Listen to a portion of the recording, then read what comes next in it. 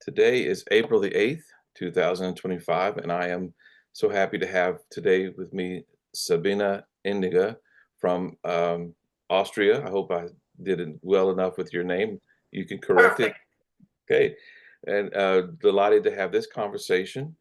So just to start right off the bat, you're not a therapist, I'm not a therapist, but we both have diplomate degrees in logotherapy. So would you just begin by telling us a little bit about how you came to this and what makes you uh, different from a regular logotherapist? Tell us about your business and so on. Yeah, well, first of all, thanks for having me. I'm really looking forward to this conversation among peers of a special kind. We just established that we are both diplomats, but not therapists.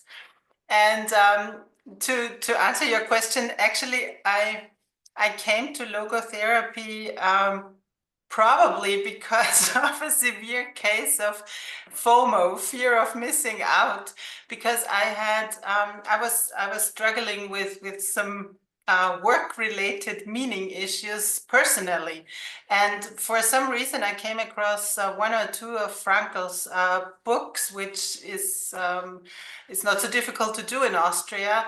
And I once had a conversation with a friend of mine, and she told me that she just started studying with Elisabeth Lucas at this point in time, so Franca's student, or yeah.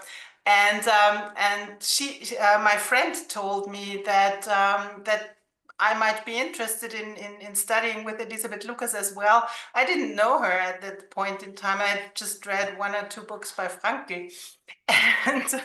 And she told me, but you have to be quick, because when you join at this moment in time, you will be able to do the full course with her. But after that, she will retire and she will never offer her a course again. So Uh, I was really head on into studying logotherapy without actually knowing too much about it, and also not knowing how or if at all this will ever become a profession for me, or if I will use it. It was just okay, that's a topic that I'm interested in, and that's basically how it stayed throughout my studies and my later career in this field, because I realized that at that point in time, meaning was something that was so important to each and every human being that it had to be important also in the workplace and in this field. But at that point in time, nobody really seemed to be talking about it too much. So I felt that that was missing, and I felt that that was something that I could, or where I could have my focus, because I have a background in business. I worked as an HR consultant at that point in time. So I felt that bringing logotherapy to the world of business, to the workplace, could be a very important career path for myself, and that's how it came about. and the rest is history. And the rest is Right. history. I did notice you gave a logo chat, I don't know, a year or two ago to Yeah. the Viktor Frankl Institute of Logotherapy here in the United States. And you made a statement in that one that you did not want to become a psychotherapist. And I found that as just a really interesting statement, you know. So speak a little bit about, you've already told us your angle or your niche, I Mhm. guess is the word that I'm thinking of here. And this is pastoral logotherapy is a niche or an angle. Um, so, you know, I'll go ahead and read on a little bit more here. As a pastor, I'm not a psychotherapist or even a therapist. Technically, I do not have the clinical training, but I do have this ongoing relationship with people. My current ministry, I have officially been with this group for 8 years, going on 9. But my history with this group actually goes back 10 years, Okay. you see. And so I've been with these people through COVID. I've been with them through the death of family members. I've been with them through the ups and downs of life. So, in a sense, it is therapy. It's just a very long, drawn out thing. Mm-hmm. What I'm really interested in, though, is the fact that I don't just deal with individuals, I deal with the group as well. And Mm-hmm. I think that's something that we have in common. So, what are some of the things you have learned from applying logotherapy in the workplace, not as a psychotherapist, but as a coach or a counselor? I do agree that probably from the relational point of view, the line's blurry, whether something is psychotherapy or whether it is coaching. Where I do draw the line is that I I don't treat any definition or any form of illnesses. It's more like that people um, share their, I would even say, everyday worries and problems, and often very deep struggles with the meaning in life, the meaning of life with me. And so of course, this is in a way very deep work. But what I love about logotherapy is that it has this specific angle of looking at what is life asking me now, and that. With that, it becomes very immediate. What can I do now, and what is life asking me now? And it's not about past problems or past traumata or past whatever. It's more this focus towards what is here and now, and what is, where am I going, and where is meaning drawing me forward. And I think this has definitely its place in the workplace as well, whereas treating psychological problems or illnesses or struggles wouldn't be something that I would be comfortable with doing it within the context of the workplace. Right. And yeah, to me, it's really working with people who are basically in their full capacity of taking care of themselves and taking care of their lives, or taking the reins in their hands for their lives, but who are struggling to find the orientation or the direction in which to go. Mhm. And yeah. Yeah. Well, that was a great answer. And actually, I think that just highlights the similarities with us. We have a slogan in ministry regarding counseling, and that is refer, refer, refer. As it so, you know, Hmm. Yeah. when I encounter someone who has a psychosis or Yeah. maybe a physical issue, I Yeah. don't treat that. That's not my job.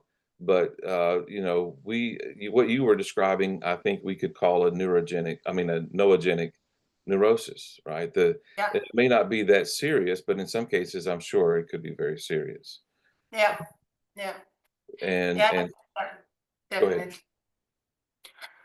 No, I was going to underscore this because no one would expect us, for example, to treat somebody's broken arm. So if it's a physical illness, or Right. then it's obvious. And I think what our training in logotherapy and our diplomat um, um, taught us basically is to understand, is this a psychotic or a psychological problem that needs a different way of treatment, or is it something where logotherapy is basically the main and the only form of treatment that can even help with this problem? Because that was what Frankl set out to do, was he never questioned that people have physical or psychological issues. But what he felt at his point in time when he developed logotherapy, what was missing was we were missing the noetic dimension of Yes. human beings, and that was what he added to it. And therefore, for this aspect, logotherapy is the first and foremost form of treatment. For others, there are other therapies and other schools of psychotherapy that can be very helpful as well. Yeah. Which is a great question. I was going to mention, of course, that what, in a real sense, what Viktor Frankl added to psychotherapy was uh, Seelsorge, or Yeah. pastoral care. And it's interesting to hear, how he had issues with English translations of words like medical ministry, or oh my goodness, I just forgot about my other one. But pastoral care is Mm. pastoral care. It's not theology per se. There may be a theology of pastoral care, but Mm-hmm. pastoral care is more psychological, in my opinion, than it is Yeah. theological. And so I Yeah. don't see a problem with saying medical pastoral care. Maybe in Mm-hmm. English we would call it bedside manner. It, Mm-hmm. you know, Yeah. Yeah. and a lot of doctors, what he was dealing with was that reductionism, where Yeah. we treat a person like a broken machine, and we repair the Yeah. parts that are broken and they're fine, which is not true, of course. Yeah. So I do find that very fascinating. And I Yeah. also really appreciate, and I'll see how this relates to your work, uh, that even though we don't treat, in our line of work, we don't treat psychological or somatic issues, we work with people who have psychological and somatic issues, right? So there is still a logotherapy approach to management. I don't know if there's a better word than management, but sometimes we have to manage people in an organization or in a congregation. Yeah. So can you talk about that a little bit, or? Yeah. I mean, what I found interesting and a bit challenging in the beginning was to actually find the right vocabulary for the world of organizations and the world of management. Because Mhm. I think it might be easier in your line of work. I'm not sure, but I okay, don't think so. okay, I think because I probably worked twice as hard on my diplomate project okay. because I'm trying to walk carefully between, this is not theology, this is not psychology, and Mhm. don't, Yeah. yeah. True, because you have the theology challenge as well. But in organizations, I mean, people find it very hard to talk about emotions to begin with, and then to talk about anything that is more philosophical. Or, I mean, I'm usually I don't start conversations with managers or even with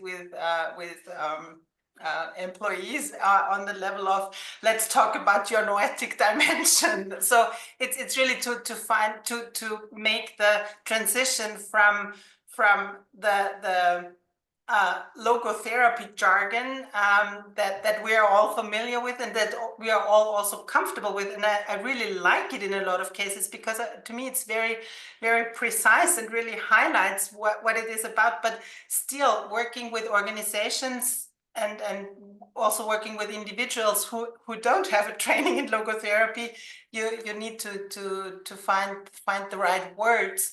And what has helped a lot, I think, is that in the field of organizations and the workplace now, talking about meaning and purpose has become a very, very regular thing, sometimes in even inflational things. So there's this problem now that people don't always use purpose and meaning in a way that I, as a logotherapist, would use it. But at least it's become a common vocabulary that we can build on. And again, as I said, in a way, I feel my work as a coach is quite easy, because I keep asking the same questions all the time.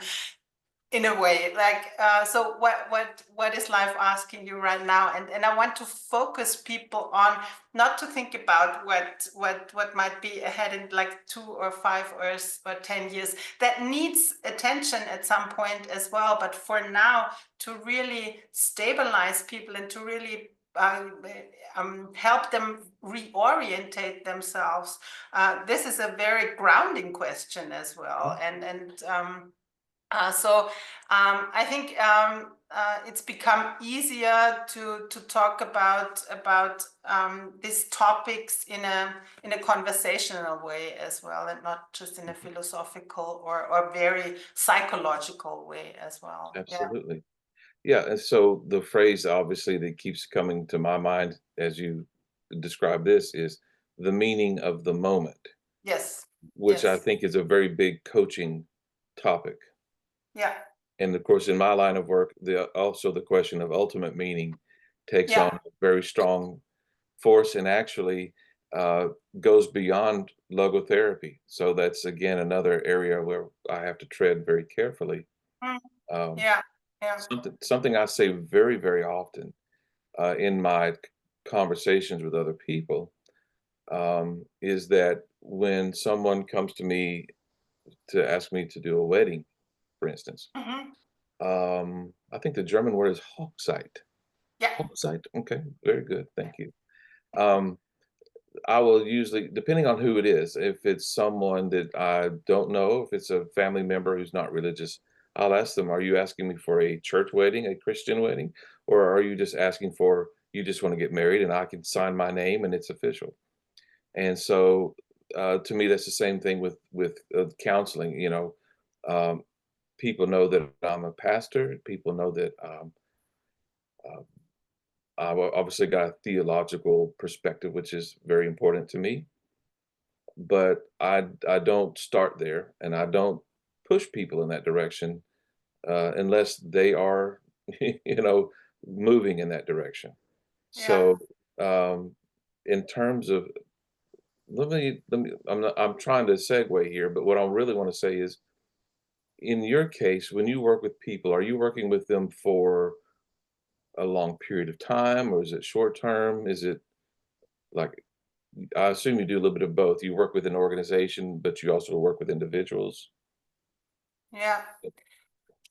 Um, well, And yeah. no, no, I have a follow up, but I'm going to wait. Sorry about Okay. that. Um, well, I was thinking compared probably to your let's call it line of work, Mhm. your relationships are with your congregation, for example, are obviously very long standing and long lasting. In counseling, those relationships are typically either shorter by definition because there is a certain amount of time that's basically yeah, defined for this kind of work, especially if I work with teams, for example. So they will ask me to join them for a retreat, or join them for some specific matter of time. But what I do have is I have return customers basically. That's what I was So curious about.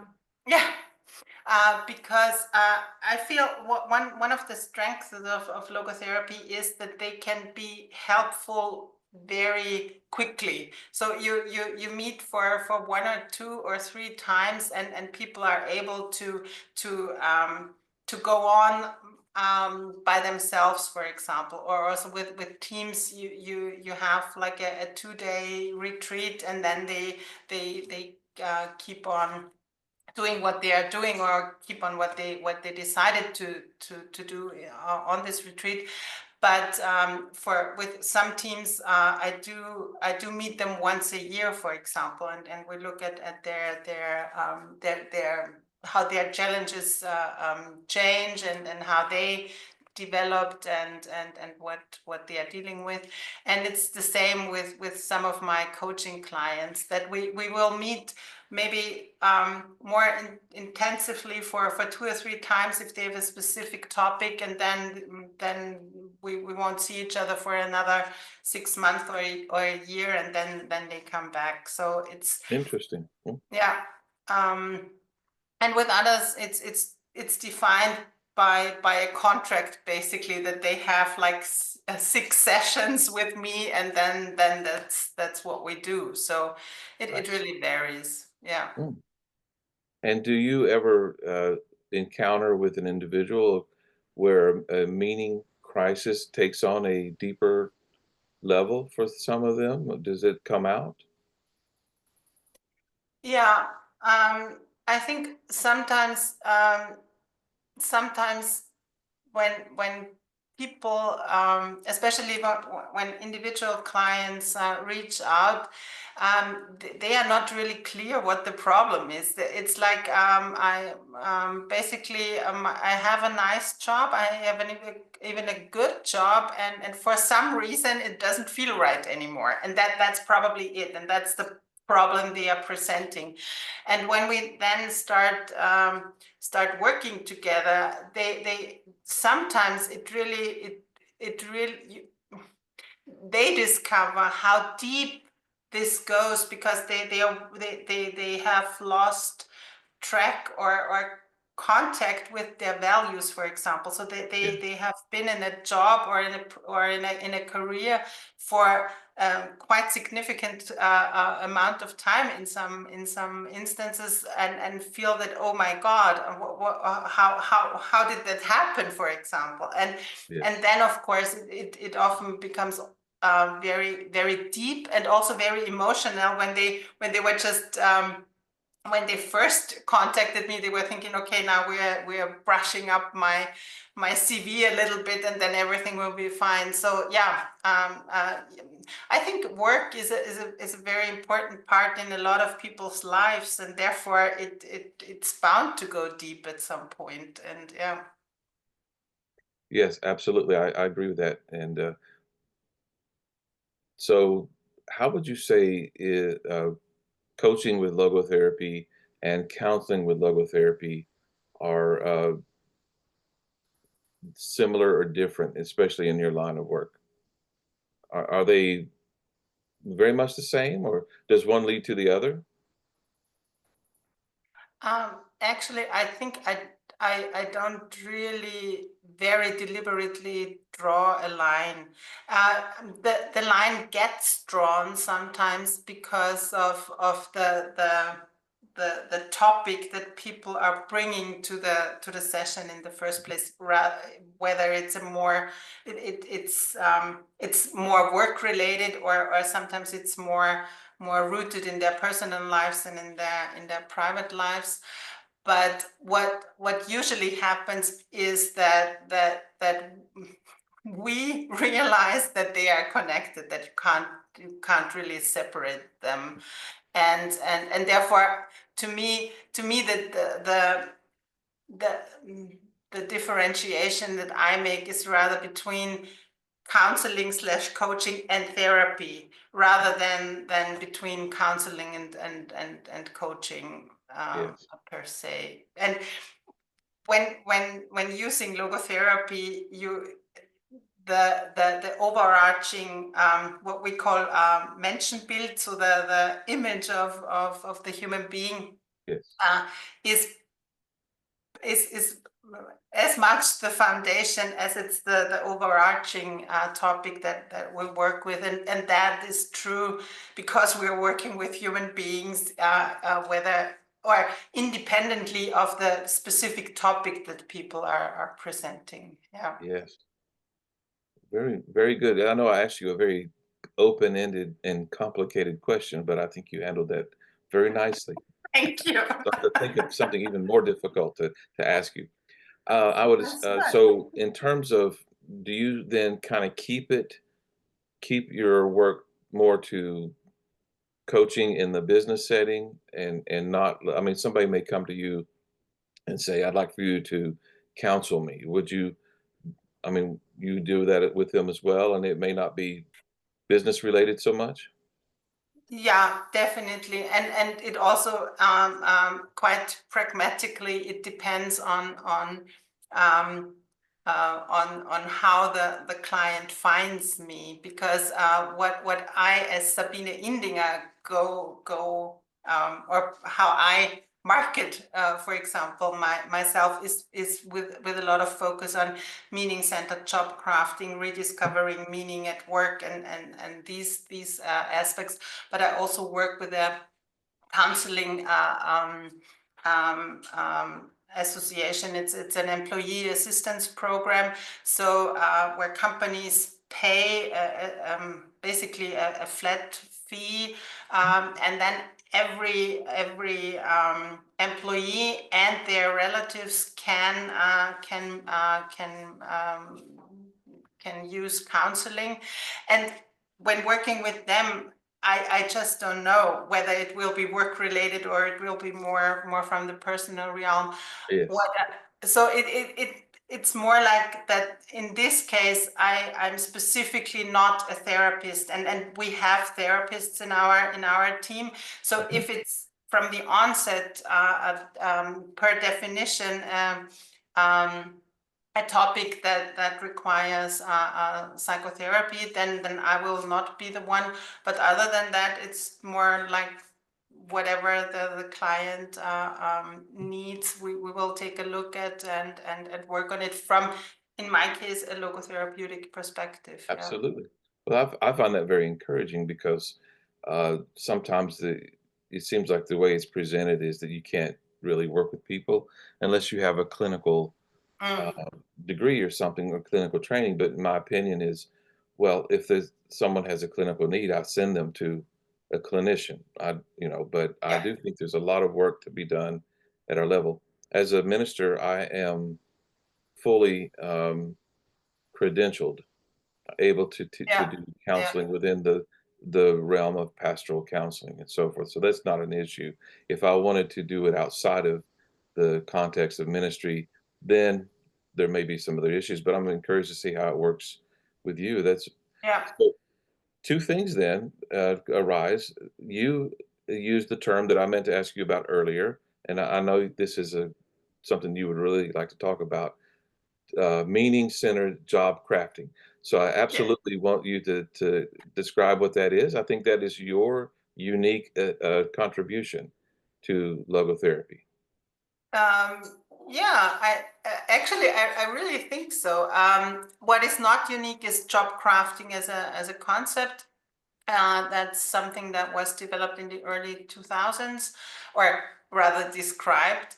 And it basically, what it means is that we as human beings are very not only capable, but also likely to make any job that we get our own, because of we are unique human beings, and therefore the way I do a certain job is different from how somebody else will do this job, even if the job is basically exactly the same, or especially if the job description, for example, is the same. And so that's something that we are also very well aware of, that we all do that. So Mm, that and and what job crafting looks at, how can we use this inert ability that we have in cases where people are struggling with their task, because they feel that their tasks don't really fit their talents and strengths or values, that they miss relationships, or that they need more or less relationships in how they are working, or more or less interaction. So how can we tailor the job to our strengths and needs and talents and whatever. And when I read about this, I realized that it also talks about three ways of tailoring your or crafting your job to your needs and talents and everything. And that was very similar to logotherapies, or Frankl's three avenues to meaning. mm. basically it was the same, but of course, as it was not based on logotherapy per definition, I felt what this whole concept, as great as it is, lacked was this meaning orientation, because I felt Right. when we are tailoring our jobs to our needs, what we need to do is to do it in a meaning oriented human way, because I still very much like Frankl once had an article, and he called he the title was rehumanization of psychotherapy, and Yes. I really love that, because it's really like, look at what is at the core of the human being, and what does the human being need, and let's not forget that it's human beings who are in this case doing the job, and what are their specific capabilities, but also their specific in a way needs, how to do their job. And this is how I tried to integrate meaning orientation into the concept of job crafting, with the idea that a lot of people that I come across, in the end, it's a problem of that they feel they can't really live their values, they can't really use their innermost talents and strength in the job to a degree that feels important to them. And the basically the side effect is that they feel my job doesn't hold any meaning anymore. I'm just doing stupid routine things that mean nothing to me. Yeah. Right. Yes. Well, that was really good as well. And as you were describing how you expanded the job crafting to include meaning, it's like you were taking what Frankl did in terms of psychology, that this reductionism, right, that just sort of treats people like a machine to be fixed. There's a real sense I get from the the business literature, whatever you see at the local bookstore, that there's all these promises of if you do this one thing, everything is going to work out perfectly, or you're going to become a millionaire or whatever. And it seems like every bestseller that comes out has a phrase like, you know, X, whatever that is, the new science of X, and somehow the idea is, here's the missing piece that's going to make your machine run correctly. And I think, as you've described very nicely in several ways, people may have all of their needs met, in the Freudian sense. They may have all their power or social standing that they want, a la Adler, and still say something doesn't feel right. There's something. Yeah. So, how do you get I can't even remember the word, meaning centered job crafting to be understood by your clients as more than just another fad or new Mm-hmm, mm-hmm. whatever. Um, it it depends. Of course, it does. It depends whether someone already has this, let's call it, feeling that they are lacking meaning in their professional lives. And so if this is their premise to begin with, then we start looking at their values, how well they are able to live them in their job, how certain tasks could be different, or certain relationships could be different, so that they find more meaning. And we will also look at what their overall meaning of work is. So we would very much focus on this topic to begin with. With others who more or less just have this nagging feeling that something just isn't right, and I don't know what it is, or I'm not comfortable with my leadership role, or I'm not comfortable with how my manager operates, then we will we will see if this is actually the problem, and how we can solve this specific problem, or whether there is an underlying or overarching problem, or a topic that they are dealing with that needs more attention, so that what they feel the problem is actually only a symptom for another for an underlying issue that they are having with their job. Yeah, I'll leave it Okay, at that for super. a moment. Absolutely. Yeah, you're doing great. I appreciate that. Um, so have you had any, I guess, experiences that you would say were surprising in a good way, or maybe what you might even call a success story that's particularly meaningful to you? Yeah.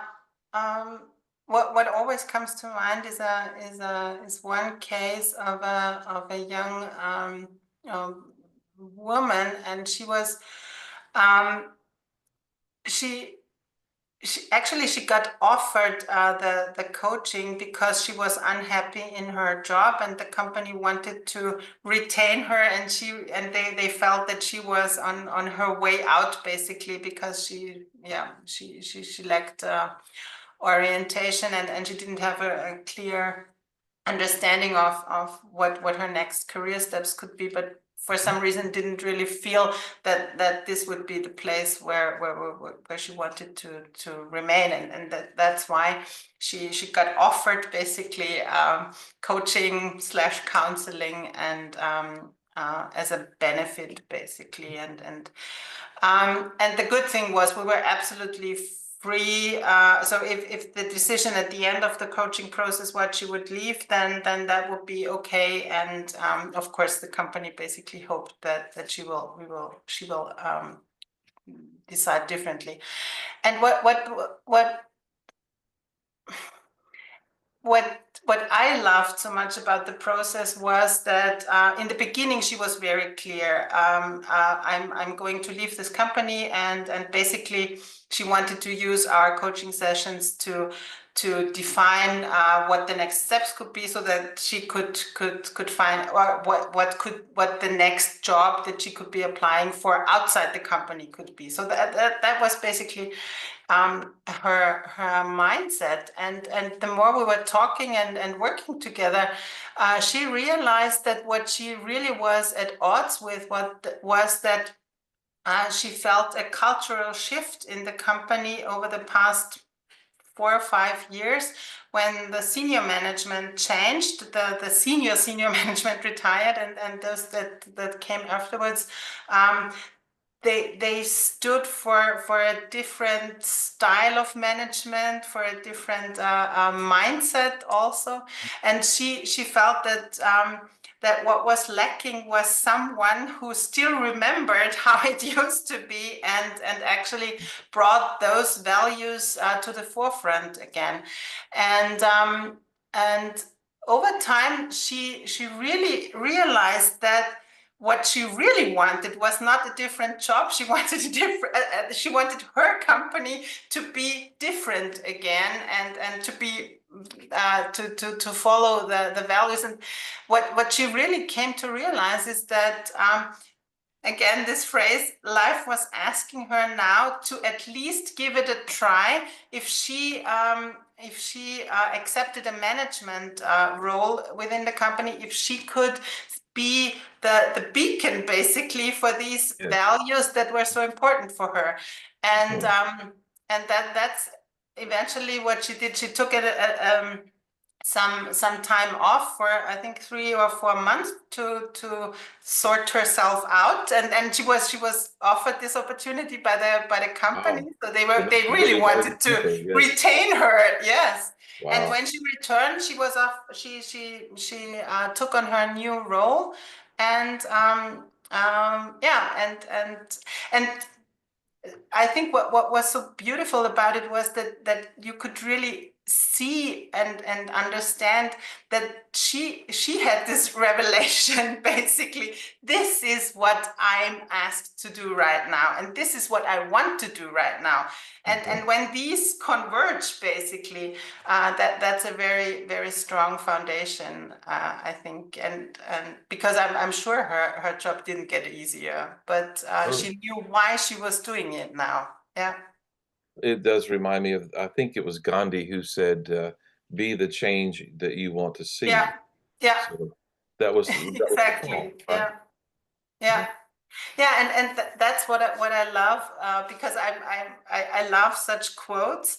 But what I love even more is if you have real life examples where you see, that's how it's meant, and that's how it It can be. actually makes sense in Yeah. that Yeah, context. exactly. Yeah, yeah. It's not just a platitude. It's Exactly. yeah, Yeah. very Yeah. good.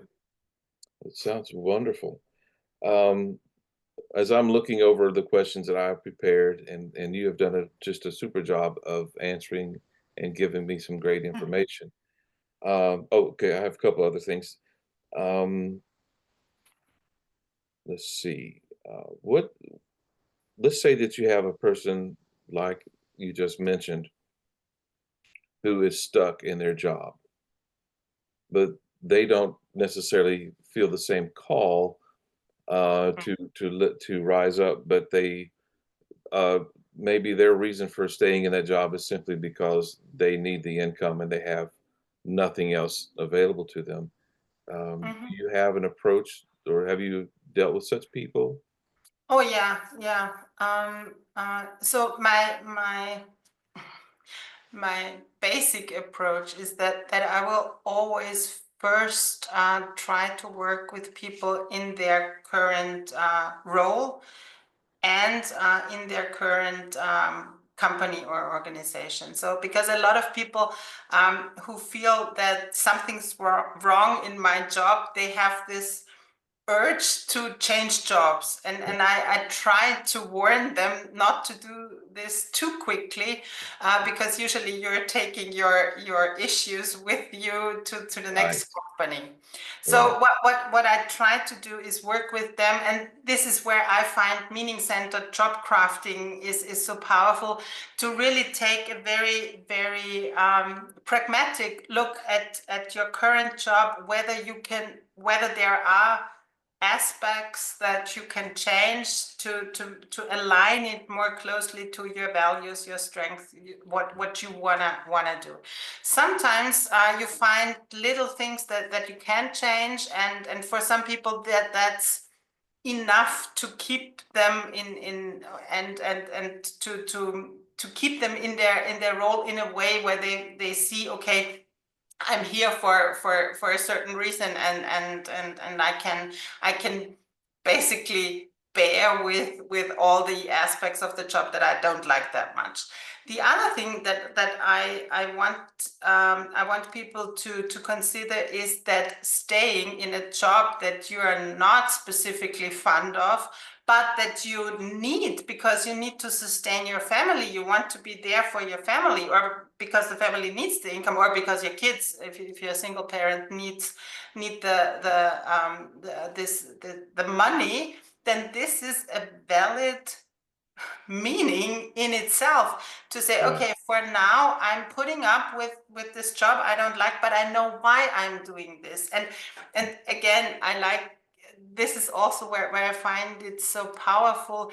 This is what life is asking you now. In 5 years, life might be asking you a different question, but for Right. now, this. And if people, and it's not something that I can tell them. I mean, of course I can tell them, but it's not something that I can give to them. But I can be there and support the process where they come to terms with it. And I think it's not about being always super happy. It's just, is it enough to sustain me, to give me the strength, the inner strength to go through this phase, even if I'm, for example, stuck in a job that I don't like. And if all fails, basically, then we can always think about different careers, but then we would be very careful to really take a very close look. What is it that I expect or that I need in a different job or environment, and not Mm. just, okay, that's not good, let's take the next one and see what happens, because that's usually just prolonging the problem. Yeah. Mhm. So I would think then that there are some people who come or are sent to you for coaching, they come to you for coaching, and their misunderstanding is that what I'm looking for is how to be happy as opposed Yeah. to finding meaning. Yeah, right. Yeah. Yeah. Yeah. Yeah. Yeah, definitely. So And this is also where logotherapy comes in handy, because we are very careful to differentiate the two. And also we are, I think, as logotherapists, we're sometimes very strict with our clients. Like, no, the main goal is not for you to be happy, but to do what life is asking you. that's And right. Yes. you Yes. can do this while being not specifically happy about it. Very much so. And of Yeah. course, and from a religious point of view, I mean, it may be that you're being persecuted or you're, some terrible thing is happening, but if you Yeah. believe that it's because of you're doing the right thing, then there's a sense that you're Yeah. enduring. So is there a book or an online course that will come out one day from you in terms of meaning-centered job crafting? I sure hope so. Yeah, me too. Yeah, But yeah, I'm basically continuously working on this. But aside from my coaching and counseling business, I also work part-time as an HR manager myself in a company. So that doesn't leave too much room for writing or developing online courses. But that's definitely um, a goal that I have, and also something that I would also see as very meaningful, because that's my personal vision in a way, is that if a lot of people, ideally all people, would have the chance to get to know the basic ideas and concepts of Frankl and logotherapy, whether they then like it or not. But I would love for more people to have the chance to get to know these concepts, because I feel that the world would be a better and even happier place if absolutely. if this were the case. So yeah. Well, I do, I want to tread very lightly here, walk very on eggshells, but Mhm. the current climate in this country is Mhm. not good, and obviously our standing in the rest of the world is not good, and we're looking at tens of thousands, if not hundreds of thousands of people who are going to be unemployed. Um, there's concern that our economy is going to tank. There's a concern, all kinds of issues that are going on because of our current president that I like to refer to cryptically as Dr. Mabuza. But anyway, so there may well be a need for uh, job counseling and meaning-centered job crafting Yeah. here, especially as we sort through the wreckage of what may be coming. I don't really know what to say about. Yeah. I'm not necessarily asking you to comment on that. I'm just making that statement in general. Yeah. Certainly give my apologies to my friends around the world for any offense that they have received from someone who is higher up in importance in this country than I am. But Yeah. anyway, I appreciate our very friendly and civil conversation. Um, Yeah. what can I say? Yeah. But I think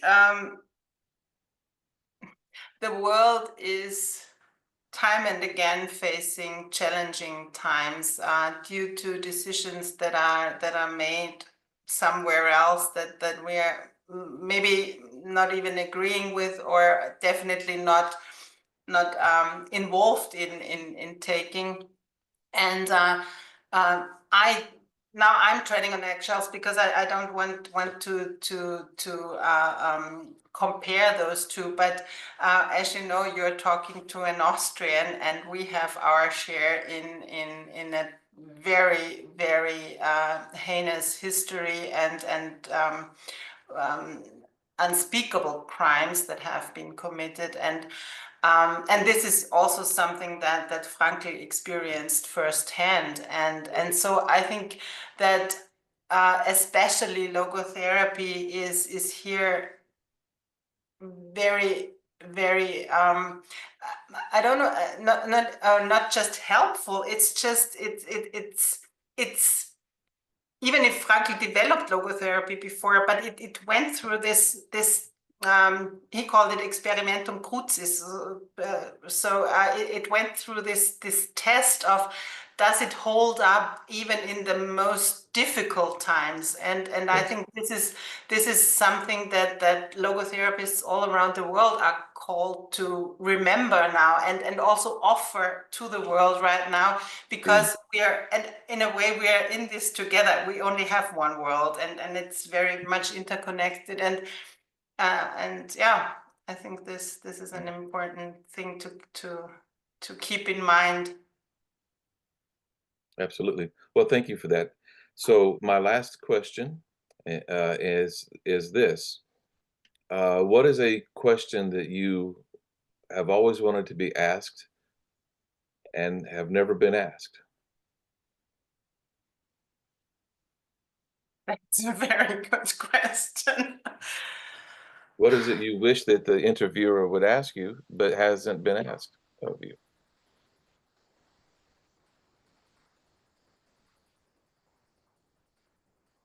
Hmm.